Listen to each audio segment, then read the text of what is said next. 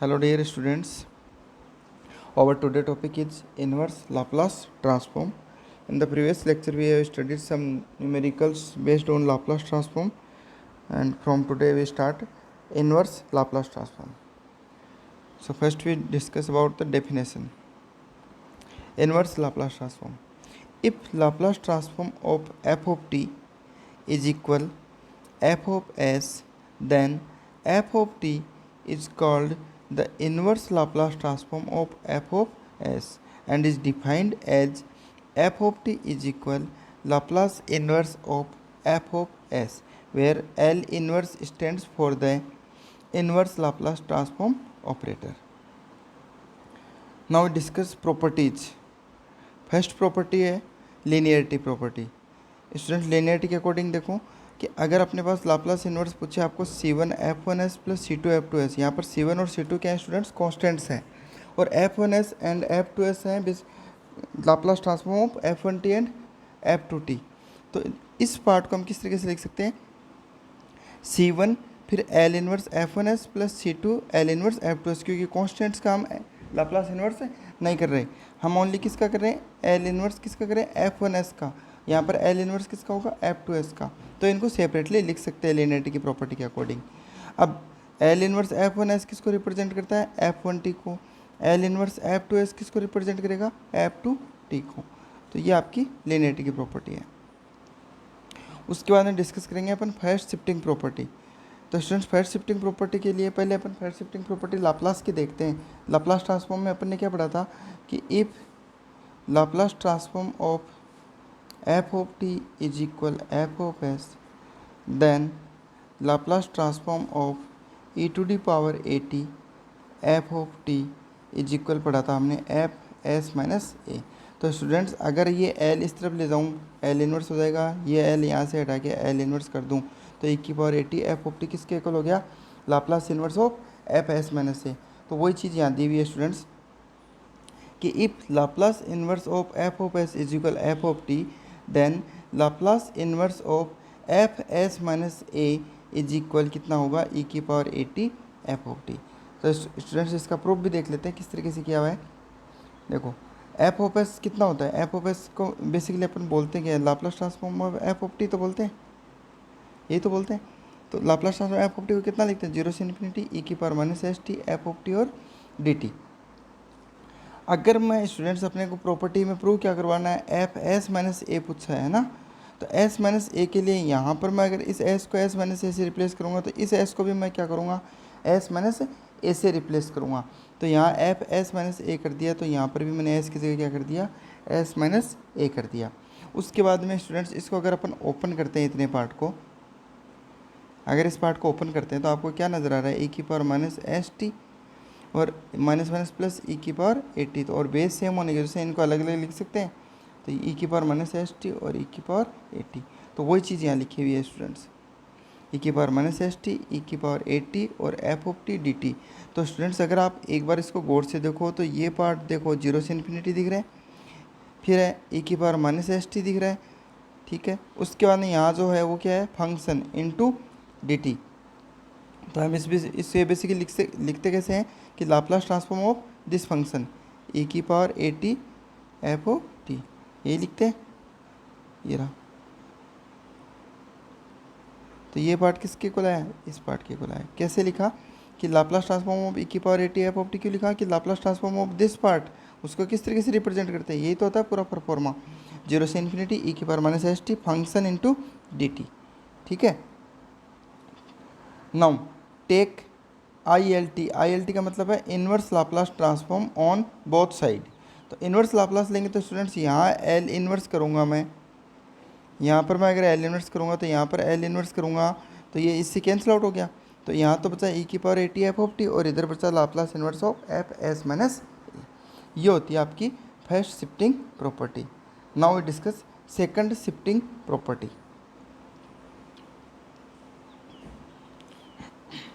Students आपने second shifting property देखी थी, एक मिनट,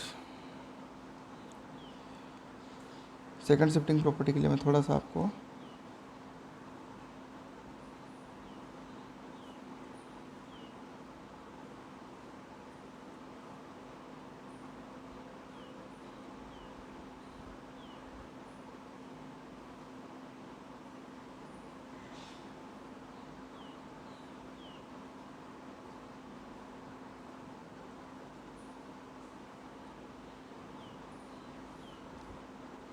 यस स्टूडेंट्स, आपने लाप्लास ट्रांसफॉर्म में सेकंड शिफ्टिंग प्रॉपर्टी किस तरीके से पढ़ी थी कि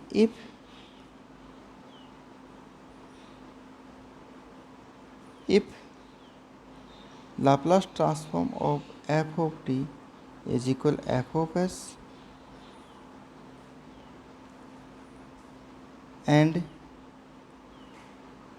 g of t is equal f of t minus a for t is greater than a and 0 for t less than a, then Laplace transform of g of t कितना था अपना a की पावर माइनस ए एस और f of S, just वही है, बस उसका हमने ऑपोजिट यानी रिवर्स डायरेक्शन में अपन उसको पढ़ रहे हैं। इन्वर्स नाम से पता चल रहा है आपको कि यहाँ पर f ऑफ t का लाप्लास f ऑफ एस होता है, तो f ऑफ एस का इन्वर्स कितना होना चाहिए एफ ऑफ टी, यानी Laplace inverse of F of S is equal F of T and G of T is equal जो फंक्शन है वो वहाँ पर भी वही था, यहाँ पर भी यही है। G of T is equal कितना होगा F of T minus A for T is greater than A and 0 for T less than A. Then Laplace inverse of E की power minus A S F of S is equal कितना होगा जी of T, ये आपको prove करना है। ठीक है, ये आपकी प्रॉपर्टी है सेकंड शिफ्टिंग प्रॉपर्टी। तो स्टूडेंट्स इसको देखते हैं अपन।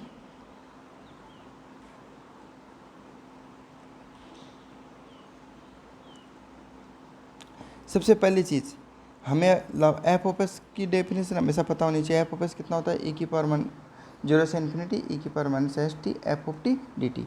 अब स्टूडेंट्स प्रॉपर्टी के अंदर क्या हो रहा है, जो अपना प्रूव आ रहा है उसमें ई की पावर माइनस ए एस आ रहा है, तो यहाँ पर हम ई की पावर माइनस ए एस से क्या कर दिया, दोनों तरफ मल्टीप्लाई कर दिया।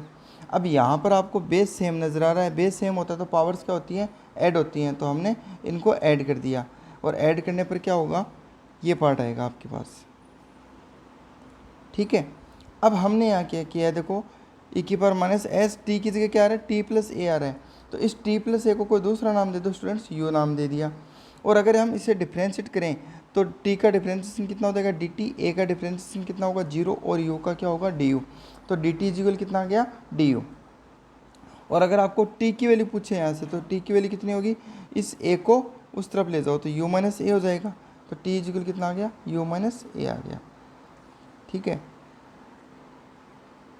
ये सारी वैल्यूज इसमें पुट कर दो। देखो पहले हमने यहाँ एक चीज़ आपको स्टूडेंट्स थोड़ा सा ध्यान में रखना है, इसमें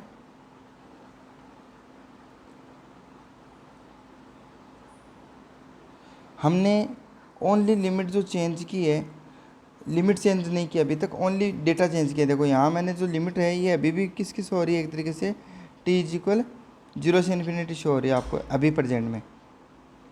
ई की पावर माइनस एस टी की टी प्लस ए को क्या लिख दें यू, तो ई की पावर माइनस एस यू बन जाएगा। एफ ऑफ टी, टी की जगह क्या लिखें यू माइनस ए, तो लिख दो यू माइनस ए।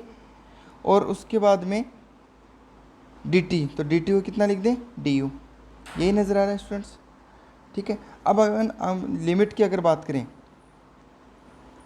लिमिट की बात करें तो लिमिट क्या होगी कि अगर हम t की वैल्यू लोअर लिमिट यहाँ रखते हैं तो u की लोअर लिमिट मिलेगी, तो u की लोअर लिमिट कितनी होगी, u की लोअर लिमिट कितनी आ जाएगी u इज इक्वल ए।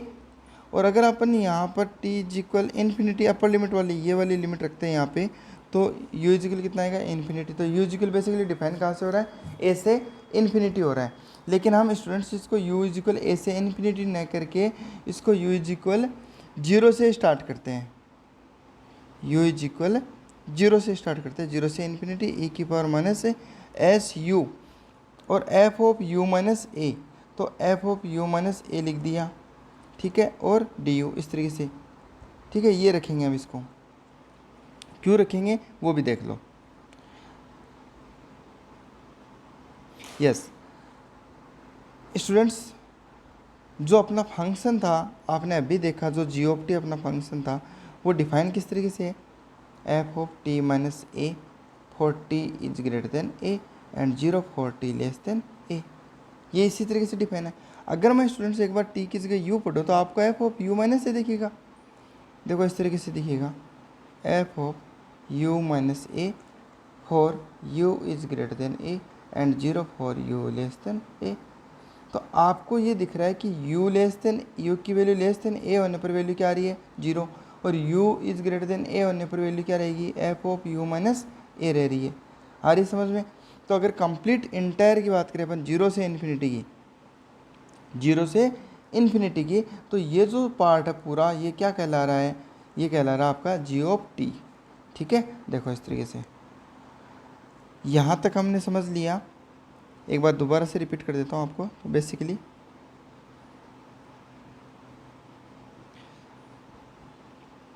देखो यहाँ तक आपको सबको समझ में आ गया होगा। उसके बाद हमने क्या किया, t प्लस ए को u माना, D T is equal D U कर दिया, t is equal U minus A कर दिया। फिर हमने ये सारी वैल्यूज जो है वो यहाँ पुट कर दी अपन ने। किस तरीके से की, देखो t प्लस ए की जगह u किया तो ये वैल्यू आ गई u, फिर इस t की जगह u माइनस ए रखेंगे तो ये u माइनस ए आ गया, इस dt की जगह du रखेंगे तो ये du आ गया। आ रहा सबको समझ में? लिमिट मैंने अभी भी जीरो से इन्फिनिटी रखी है, जबकि जीरो से इन्फिनिटी लिमिट नहीं है। लिमिट तो कितनी है, ए से इन्फिनिटी हो गई थी, आपने देखा था। यू इजिकल कितना आता है, ए से इन्फिनिटी आता है। तो इसका मतलब एक की यू की वैल्यू अगर लेस देन ए रहेगी, यानी अपन बात करें इसका जीरो से एक की बात करें, ठीक है, तो जीरो से अंदर ए के अंदर फंक्शन की वैल्यू क्या है, जीरो, क्योंकि डिफाइन ही नहीं है फंक्शन। ठीक है, तो हमने इसको दो टुकड़ों में ब्रेक कर दिया। एक पार्ट तो कर दिया हमने जीरो से ए, इस जीरो से इन्फिनिटी को एक्चुअल में हमने रिप्रेजेंट कर रहे हैं, ये है नहीं। यहाँ एक्चुअल में होना कितना चाहिए था, ए से इन्फिनिटी। यहाँ पर जो लिमिट होनी चाहिए थी वो ए से इन्फिनिटी होनी चाहिए थी, लेकिन हमने क्या किया है कि इसको दो टुकड़ों में शो किया है कि जीरो से इन्फिनिटी रख लेते हैं। लेकिन इस जीरो से इन्फिनिटी को रिप्रेजेंट कैसे किया, जीरो से ए और प्लस ए से इन्फिनिटी। अब ए से इन्फिनिटी में तो फंक्शन डिफाइन है, ठीक है, ये वाला फंक्शन डिफाइन है एफ ऑफ यू माइनस ए। आपने अभी देखा था कि जी ऑफ टी वाला जो पार्ट था, इसमें F of U minus A लिखते हैं for U is greater than A. तो U is greater than A यानी यहाँ पर फंक्शन क्या है, डिफाइन है। यहाँ तो ये पार्ट आ गया, लेकिन यहाँ पर कोई फंक्शन डिफाइन नहीं है, तो यहाँ पर क्या आएगा, जीरो। तो ये देखो मैंने छोटा सा जीरो रिप्रेजेंट किया है यहाँ पे। ठीक है, इससे चीज़ समझ में आ रही है? तो zero to A plus A to infinity. अब जीरो टू ए में वैल्यू क्या आ रही है, जीरो, और ए से इन्फिनिटी में क्या आ रही है, यू माइनस ए। तो ये आपका अगर इस तरीके से रिप्रेजेंट करने से किस तरीके का दिखेगा, देखो ये फॉर्मेट दिख रहा है आपको।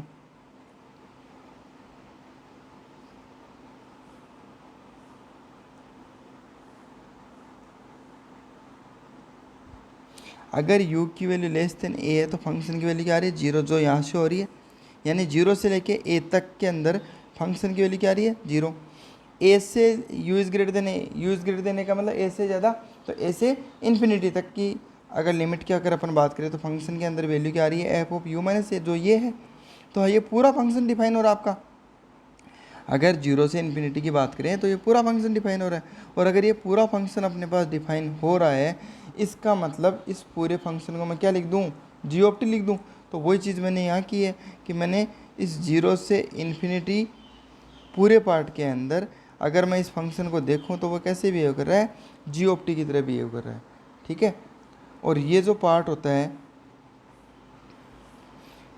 ये वाला पार्ट, ये बेसिकली रिप्रेजेंट किसको करता है, Laplace transform of G of T को करता है। तो आपको मिल रहा है कि Laplace transform of G of T is equal A की power minus A S F of S. अगर दोनों तरफ एल इन्वर्स करेंगे तो यहाँ लाप्लास इन्वर्स करोगे तो ये कैंसिल आउट हो जाएगा, क्या बचेगा, ओनली जी ऑफ टी, और इधर क्या आ जाएगा, एल इन्वर्स ए की power minus A S F of S, ऐसा दिखेगा। तो वही चीज़ यहाँ रिप्रेजेंट हो रही है, ये आपको नज़र आ रहा होगा। ठीक है, नेक्स्ट अपन देखते हैं students, change of scale property.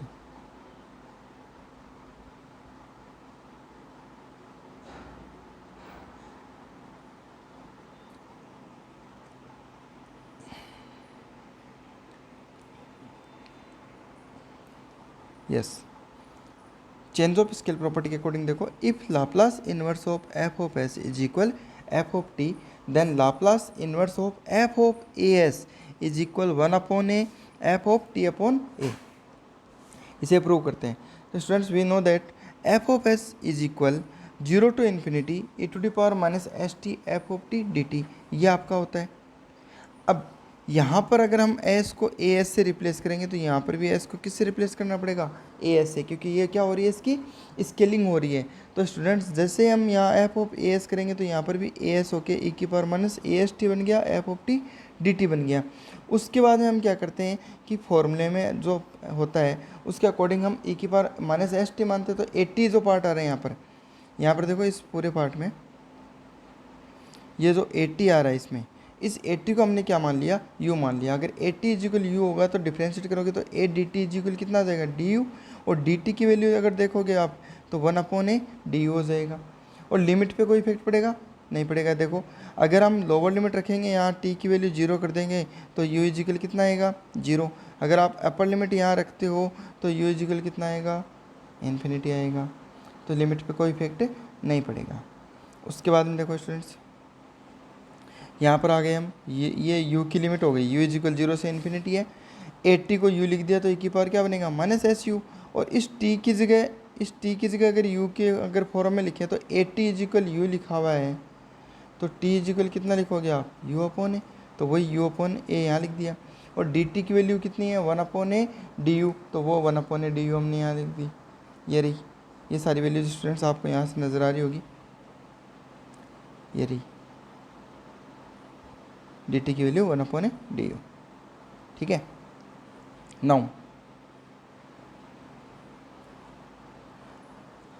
1/a तो क्या आपका कांस्टेंट है, उसको बाहर ले लिया। अंदर क्या बचा, 0 से इन्फिनिटी ई की power minus S U F of U upon A और डी यू।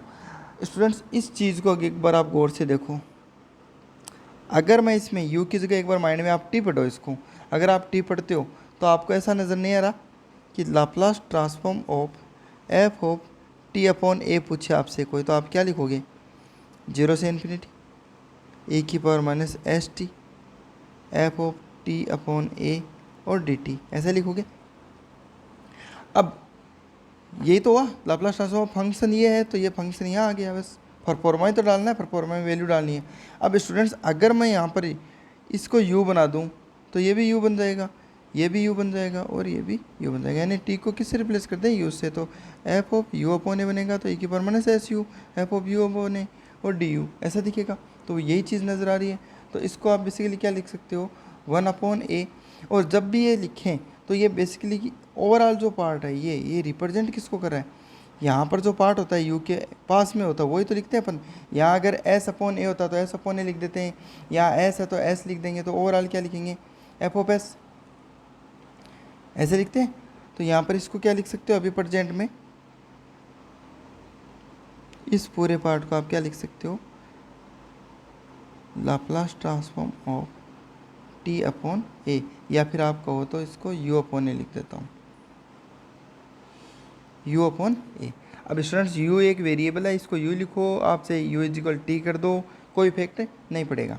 तो ये आपके पास आ गया 1/a Laplace transform of F upon F T upon A. Now take inverse Laplace transform on both side. जैसे हम यहाँ पर स्टूडेंट्स इनवर्स करेंगे तो ये एल इनवर्स से कैंसिल आउट हो जाएगा यहाँ पे, तो यहाँ पर क्या बचेगा, 1/a F of T upon A. तो आई होप सब कुछ समझ में आया होगा स्टूडेंट्स। एक बार अपन इसका ब्रीफली देख लेते हैं दोबारा से। सबसे पहले हमने क्या किया, inverse Laplace of F of S कितना होना चाहिए, एफ ऑफ टी होना चाहिए।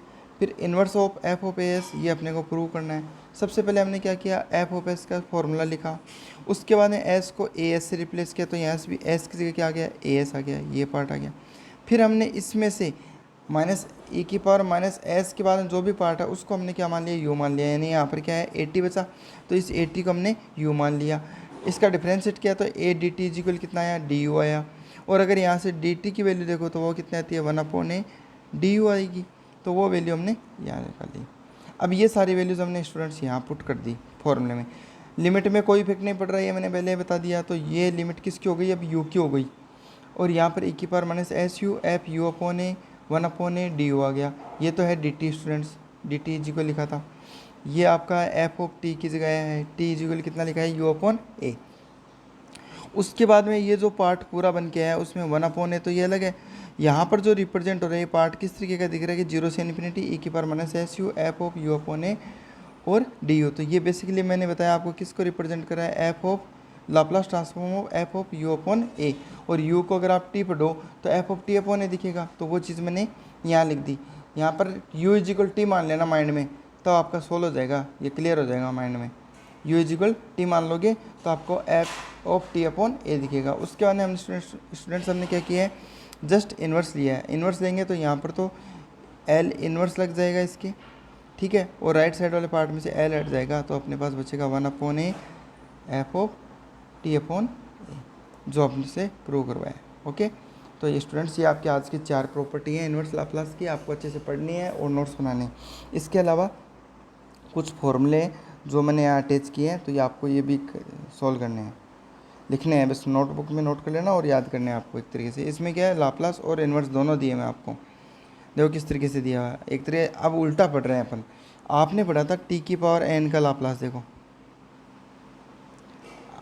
आपको अगर पूछे तो लाप्लास ट्रांसफॉर्म टी की पावर एन आपसे पढ़ा था, कितना था, फैक्टोरियल एन अपॉन एस की पावर एन प्लस 1।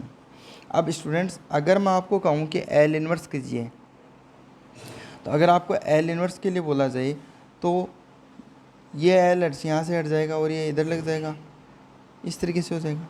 फिर आपको कहे कि ये एफ ऑफ एस है अपना, एक तरीके से ये अपना क्या हो गया, एफ ऑफ एस, ठीक है, उसी का तो इन्वर्स होता है, तो एफ ऑफ एस का इन्वर्स लिखा हुआ है, यानी यहाँ पर जो ये परफॉर्मा पूरा रिप्रेजेंट हो रहा है, ये एक्चुअली ऐसे बता रहा है कि ये तो एफ ऑफ एस है, यानी ये सारे क्या हैं, एफ ऑफ एस हैं अलग अलग, और इनका जब हम इन्वर्स करेंगे तो जो आंसर आएगा वो ये जो पार्ट है ये सारे क्या है, एफ ऑफ टी हैं। बात समझ में आ रही है सबको? तो हम एक बार उल्टा लेके चलें, हम इसे एफ ऑफ टी मान लेते हैं, इसे एफ ऑफ टी मान लो। अगर ये आपका एफ ऑफ टी है तो आप ये बताओ कि लाप्लास ट्रांसफॉर्म ऑफ टी की power N upon factorial N का आपसे लाप्लास पूछे, तो स्टूडेंट्स 1 अपॉन फैक्टोरियल एन तो क्या है, कांस्टेंट वैल्यू है, तो ऐसी कैसी पड़ी रहेगी, बस लाप्लास किसका होगा, टी की पावर एन का होगा, तो टी की पावर एन का आपको सबको आता है, कितना होता है, फैक्टोरियल एन अपॉन एस की पावर एन प्लस 1, तो ये इससे कैंसिल आउट, तो कितना बचा, 1 अपॉन एस की पावर एन प्लस 1 बचा। तो ये अगर हम पूरे को एफ ऑफ टी मानते हैं तो ये अपना क्या है, एफ ऑफ एस है, और यही चीज़ यहाँ पर दी हुई है कि अगर ये एफ ऑफ एस है तो उसका उल्टा क्या होगा, एफ ऑफ टी होगा। आई होप सबको समझ में आ रहा होगा। तो स्टूडेंट्स ये चीज़ सब ने पढ़ी, आपने टी की पावर एन का पढ़ा था, आपने टी की पावर एन का क्या था, ये फैक्टोरियल एन को अगर इधर ले जाओ आप, तो आपने ये तो पढ़ा था टी की पावर एन का लाप्लास कितना होता है, फैक्टोरियल एन अपॉन एस की पावर एन प्लस 1, ये पढ़ा था आपने। बस ये फैक्टोरियल एन को क्या कर दिया, इसमें यहाँ डिवाइड में दे दिया, अभी कोई वो नहीं है, क्रॉस मल्टीप्लिकेशन दिया हुआ जस्ट। उसके बाद में स्टूडेंट्स आपने देखा था ई की पावर 80 का लाप्लास देखा था, कितना था, 1 अपॉन एस माइनस ए। तो अगर 1 अपॉन एस माइनस ए का इन्वर्स पूछे तो वापस क्या हो जाएगा, ई की पावर 80 इन्वर्स हो जाएगा। जैसे आपने इंटीग्रेशन डिफरेंशिएशन पढ़ते हो ना, सिमिलरली आपका क्या है, लाप्लास और इन्वर्स लाप्लास है।